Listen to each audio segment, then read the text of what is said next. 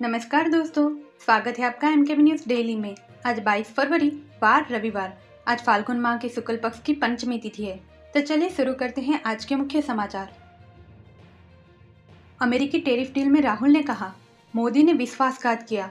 खड़गे का आरोप, सरकार ट्रंप के ट्रेड डील में फंसी, भारत से भारी रियायतें छीन ली। दिल्ली में आतंकी हमले का अलर्ट, लाल किले की सुरक्षा बढ़ाई, चांदनी चौक का मंदिर भी निशाने पर, धार्मिक और ऐतिहासिक जगहों की सिक्योरिटी बढ़ाई। 3 राज्यों में एसआईआर की फाइनल लिस्ट पब्लिश। राजस्थान में 5.15 करोड़, छत्तीसगढ़ में 1.87 करोड़ वोटर रजिस्टर्ड। अब तक 6 राज्यों और केंद्र शासित प्रदेशों की सूची जारी।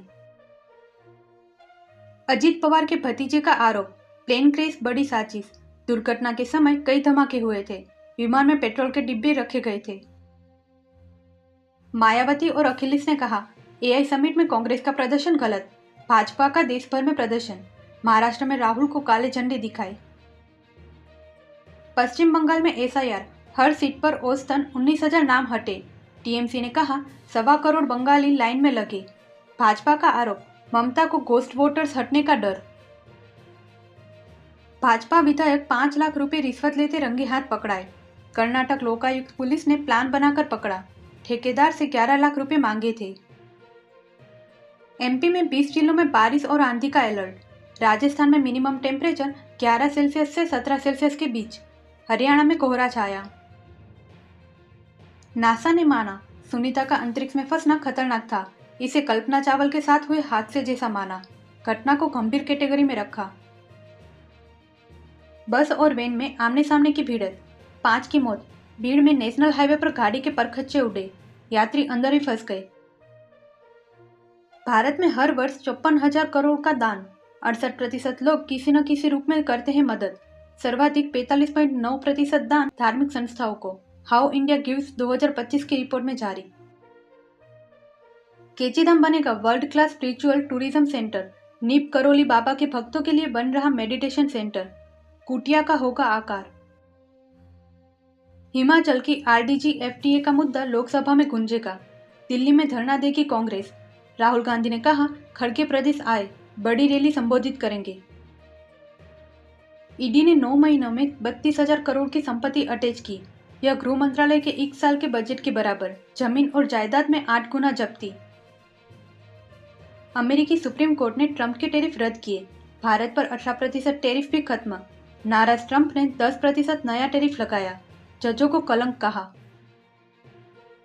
ब्राजीली राष्ट्रपति ने पहलगाम आतंकी हमले की निंदा की। भारत और ब्राजील में क्रिटिकल मिनरल समझौता। पीएम मोदी ने कहा, 5 साल में $20 अरब व्यापार का लक्ष्य।